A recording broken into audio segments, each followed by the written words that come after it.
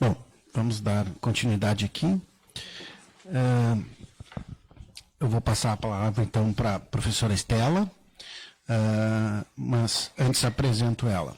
Ela possui graduação em Educação Física pela Universidade Federal do Rio Grande do Sul, mestrado e doutorado em Educação pelo Programa de Pós-Graduação em Educação da nossa universidade. Tem experiência nas redes privada e pública de ensino como professora e supervisora.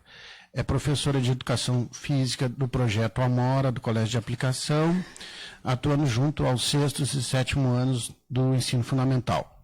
Atualmente é pesquisadora do NECAEA, da URGS, o Núcleo de Estudos sobre Coordenação das Ações e o Ensinar a Aprender da Faculdade de Educação da Universidade Federal do Rio Grande do Sul, participando da pesquisa Contribuições da Epistemologia Genética para Práticas Escolares e do Projeto Extensão, a aprendizagem no contexto escolar, possibilidades de construção. Nestes dois contextos, tem realizado formações de professores em escolas da rede pública estadual, aqui do nosso estado, que atendem jovens de 15 a 17 anos que ainda não chegaram ao ensino médio. Eu acho que eu vou pegar Não, esse aqui. Em primeiro lugar, eu gostaria de agradecer a oportunidade de compor essa mesa e compartilhar o trabalho que tem sido feito por um grupo de professores ao longo de 9 anos, que é o programa Trajetórias Criativas.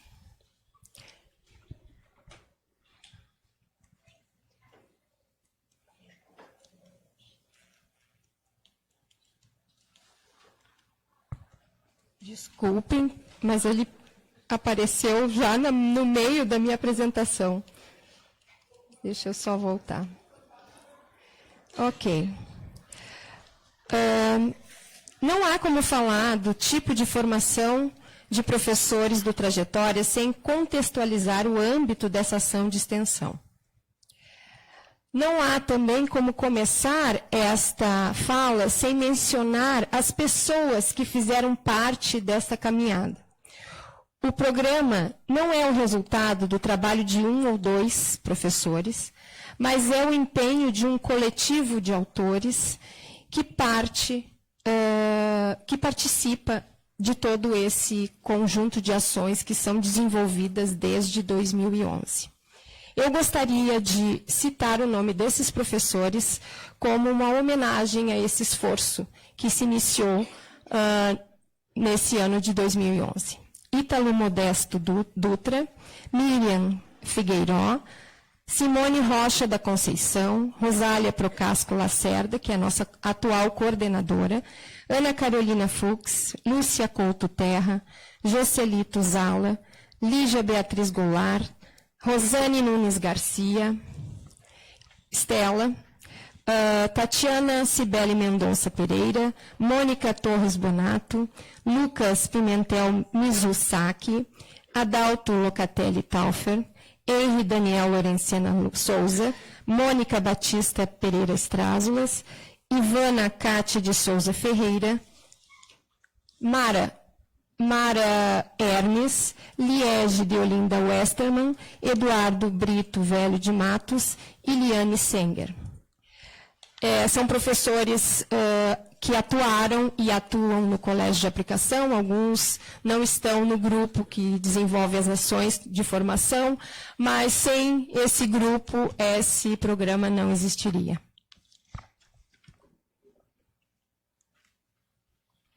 Em 2011, surgiu,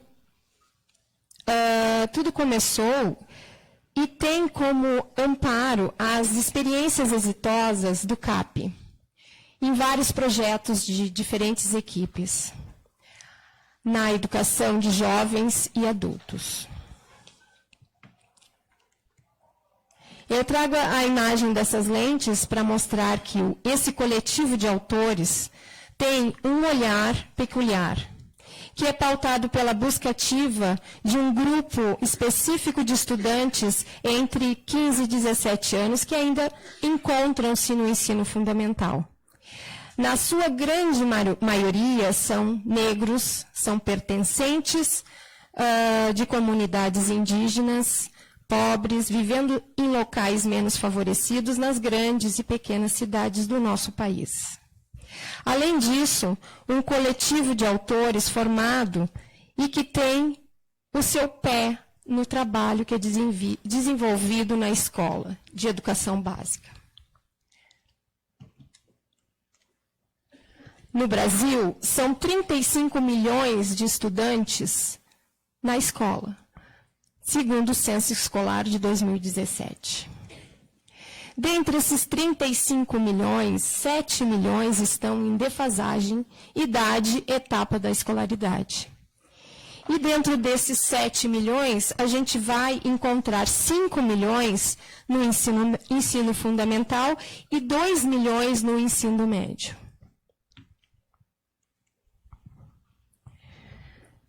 Esses 7 milhões mencionados anteriormente, eles têm 2 ou mais anos de atraso em relação à sua idade e à sua série, ano de escolaridade. E um histórico pesaroso de reprovações, evasões, retornos à escola, novas evasões, desistência da própria escola, inserção precoce no mercado de trabalho. Impostos e posições que são bem complicadas. Eu utilizo essa imagem para representar a distribuição dessa grande distorção no Brasil.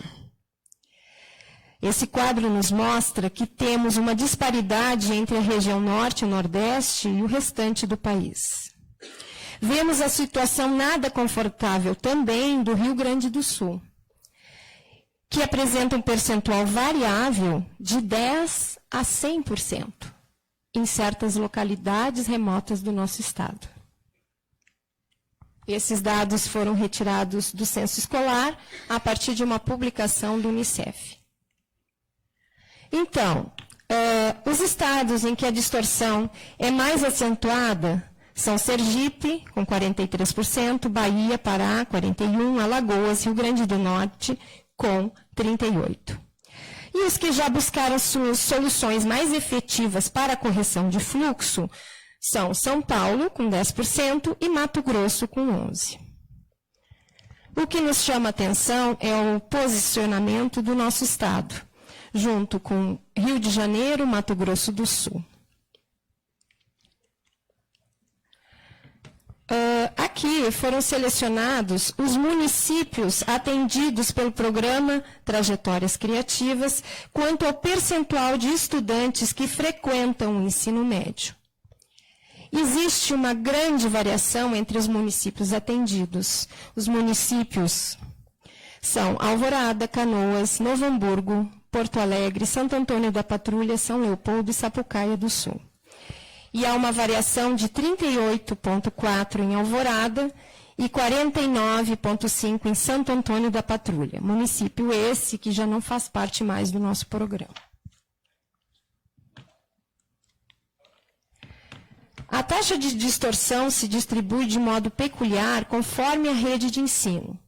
Então, nessa imagem, a gente vê as diferentes redes, tendo os maiores níveis na rede municipal, aquela primeira mais clarinha, seguidos da rede estadual, que é o foco do nosso programa, acompanhados também da rede federal e, em último lugar, a rede privada, que também se depara com esse problema. Frente a toda essa situação brasileira educacional, esse grupo de professores, autores, construiu uma grande pergunta norteadora para suas ações.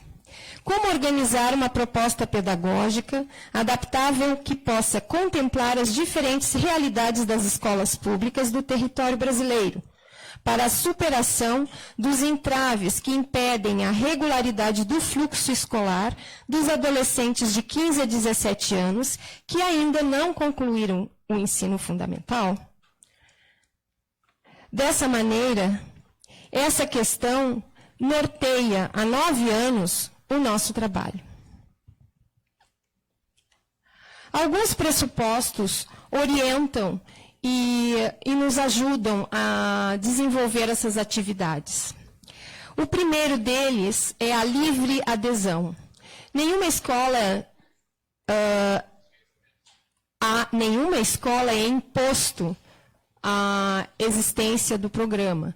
Eles são convidados, sempre convidados. E isso, para nós, faz toda a diferença. Quando eles aceitam, eles realmente estão abertos para as trocas que se sucedem.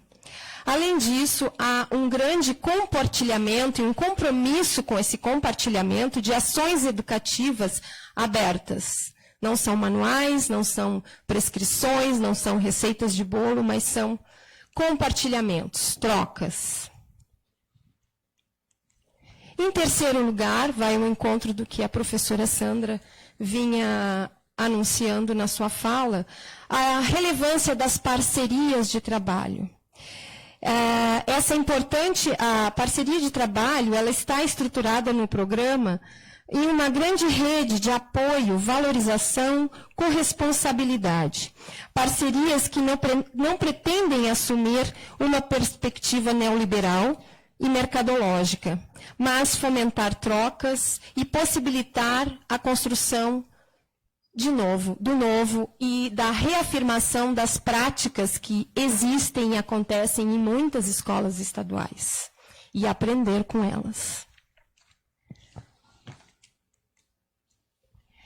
Em quarto lugar, nós destacamos o acompanhamento. Essa é uma referência para o nosso processo de formação de professores, que embasa todas as nossas ações. O acompanhamento em rede, como a possibilidade de exercer uma política com P pequeno, de entrar nas escolas, de compartilhar com essas escolas ações e construir projetos, ações metodológicas em conjunto. O acompanhamento é considerado como uma grande disponibilidade ativa para acompanhar esses processos e fomentar um contexto de interações sociais em que professores construam o novo, reafirmem as práticas que têm dado certo, se desequilibrem em suas ideias prévias e possíveis ações desprovidas de reflexão e que, por meio de trocas, se consiga construir alternativas para a superação dos entraves que mantêm esses jovens em situação de distorção. Alguns conceitos amparam essa proposta de ação educativa do programa Trajetórias Criativas. Devem ser concebidas de modo intercambiável, desconectados de uma acepção neoliberal e reconfiguradas a partir do que é importante para o programa. Essa corresponsabilidade, a criação do novo, o aprofundamento do que já existe em cada contexto escolar e a possibilidade de mudança de uma realidade pautada por muito insucesso.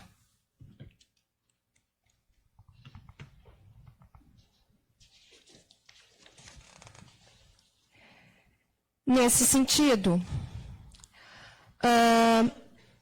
o programa ele está pautado pela própria LDB, que em seu artigo 23 abre a possibilidade de uma organização de tempos e espaços para atender às peculiaridades dos processos de aprendizagem e necessidades dos estudantes nessa faixa etária.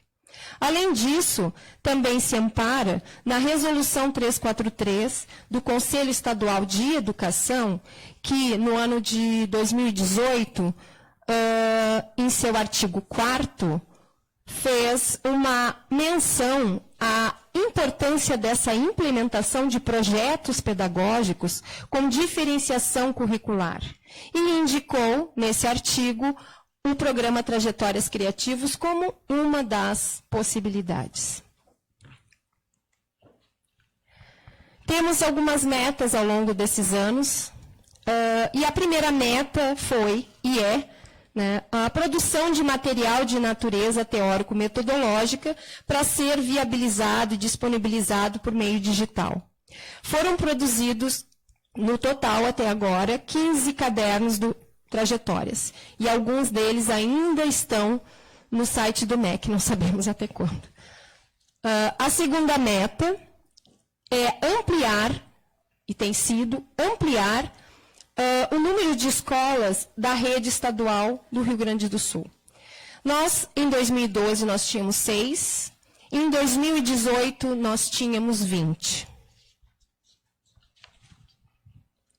A terceira meta, ela diz respeito à formação de professores de modo específico. Então, agora a gente se debruça a compartilhar com vocês um pouco das possibilidades formadoras, as experiências que nós temos tido ao longo desses anos, que nos causam muito orgulho e nos trazem muitos desafios. Tudo começa com uma sensibilização. E as escolas, as secretarias, os institutos são convidados a participar. Muitas vezes, o nosso trabalho começa e termina por ali, porque as escolas se sensibilizam, mas elas não continuam. Os que aderem ao programa, eles têm o acesso a diferentes modos de realizar essa formação, dentre os quais a gente destaca as imersões, que se tratam de um mergulho teórico a partir do desenho curricular que foi criado, pautado nas experiências do colégio de aplicação e buscando mudanças e possibilidades de mudanças de paradigma dentro do ensino e da aprendizagem. Os seminários, por sua vez, eles têm uma intenção de aprofundar as questões teóricas, trazer as grandes ações e construções dos próprios professores das escolas para um momento de compartilhamento e aprofundamento de algumas questões. De uns anos para cá, também esses seminários são abertos espaços para que os professores dessas escolas possam apresentar os seus trabalhos científicos de graduação, de mestrado, especialização e doutorado.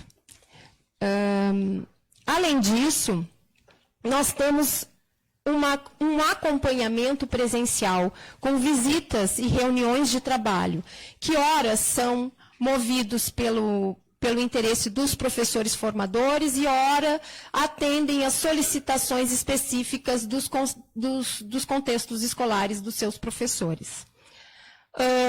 Também temos assim, as experiências que nós temos feito durante esses anos com relação à criação de polos. Nós estamos numa segunda versão de criação de polo, que parte das necessidades que foram elencadas em cada contexto escolar, e as escolas foram agrupadas em pequenos núcleos, e os professores fazem formações com esses microgrupos de professores, segundo aquilo que eles nos solicitam. Além de tudo, o foco na ampliação das conexões, através das plataformas digitais, que no início a gente tinha um site, que nós achamos que ia ser muito profícuo, mas na verdade não deu muito certo. Mas as redes sociais tomaram o lugar dessa plataforma, no sentido de que nós usamos muito Facebook, WhatsApp e algumas outras. Então, eu trouxe aqui uma linha do tempo para marcar alguns acontecimentos importantes ao longo desse trabalho que tem sido feito. Em 2011, quando tudo começou, nós tivemos uma parceria com a Secretaria de Educação Básica do MEC.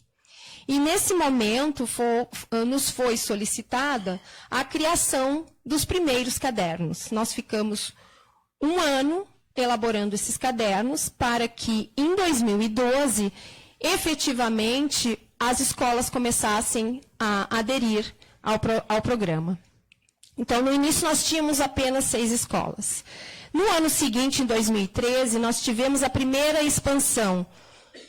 Dobraram o número de escolas, né? De 6, nós tivemos 12. Em 2014, o número se manteve, mas nós tivemos um evento bastante importante e rico que foi a criação do curso de especialização em educação integral, com ênfase em trajetórias criativas, a partir de uma parceria com a Faculdade de Educação e o CAP. Em 2015, nós tivemos um pequeno aumento de 14 escolas, 2016 também. E um fato importante que nos revela assim, a importância para a vida das comunidades escolares foi a inserção em uma das escolas que iniciou em 2012, no seu regimento interno, uma cláusula de que haveria a necessidade de se ter o programa e as ações voltadas para essa correção de fluxo. Em 2017, 16 escolas e o antigo projeto de extensão se torna um programa. No ano subsequente, 20 escolas, que foi o máximo de escolas que... Há uma variação, porque algumas desistem, outras continuam, depois, mas esse número gira em torno de 20. E nesse ano, houve também um movimento bastante importante, considerado pelo grupo de professores formadores, que foi a inserção e homologação das bases curriculares para correção de fluxo no TC, junto à Secretaria de Educação do Estado. Ou seja, o sistema engessado da Secretaria de Educação teve que assimilar as características desse programa para poder localizar esses estudantes e prever o avanço dentro dos 3 anos que eles têm direito de permanecer no Trajetórias.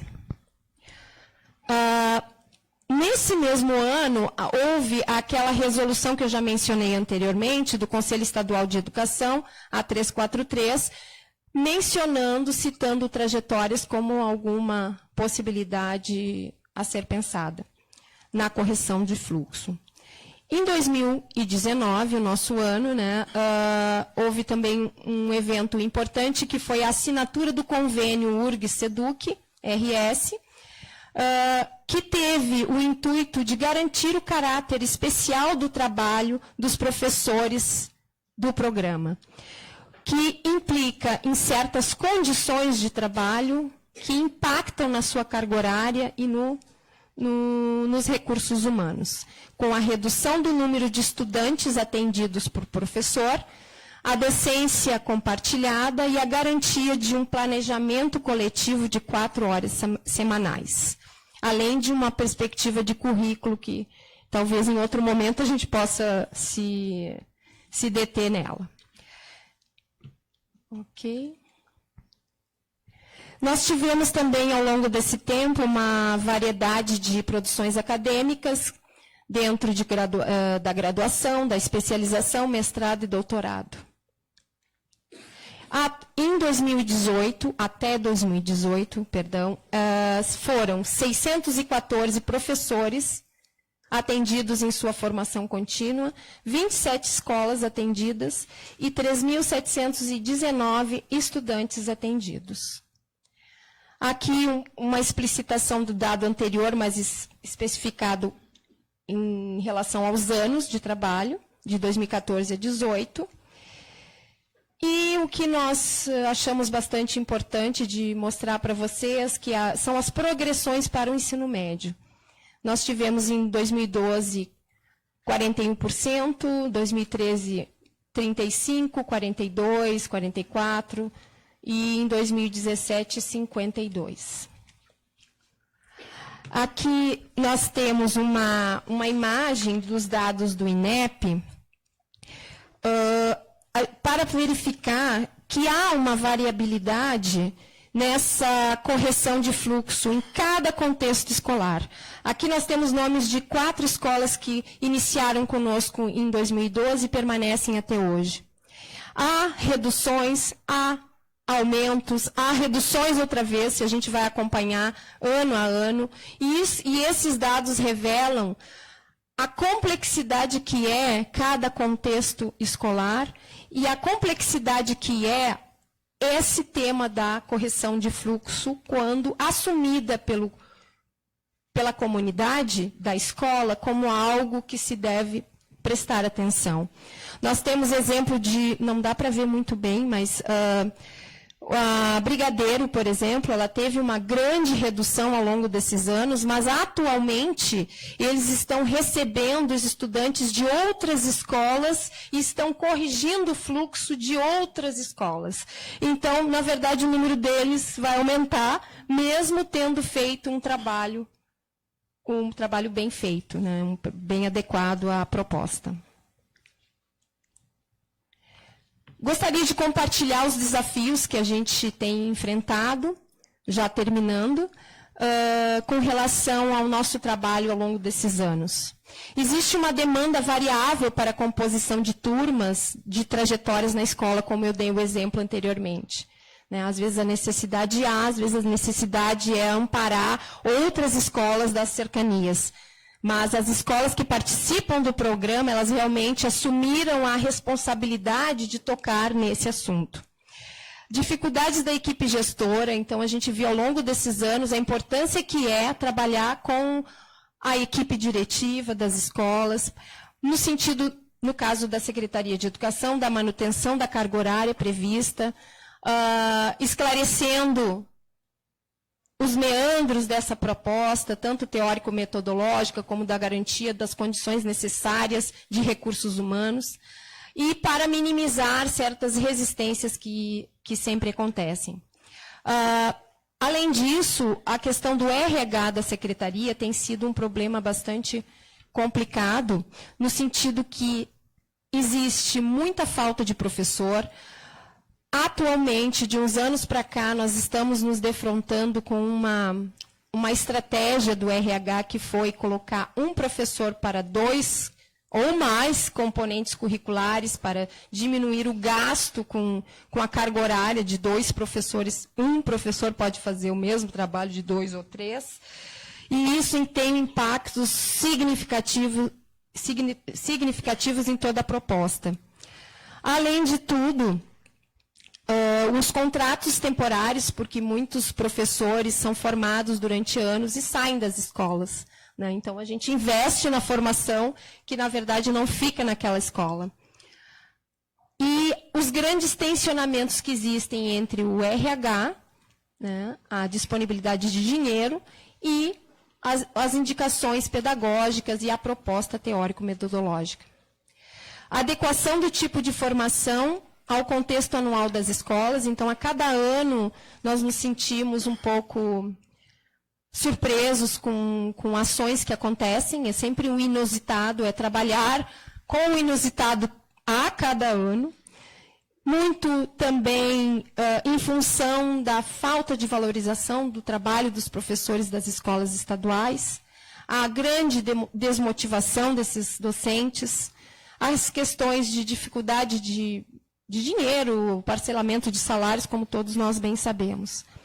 E, além disso tudo, nós já nesses anos, 9 anos, nós já passamos por três governos, e a cada mudança de governo, novas surpresas nos aguardam. Mas agora nós temos um convênio com a duração de mais 2 anos, nós achamos que isso será respeitado.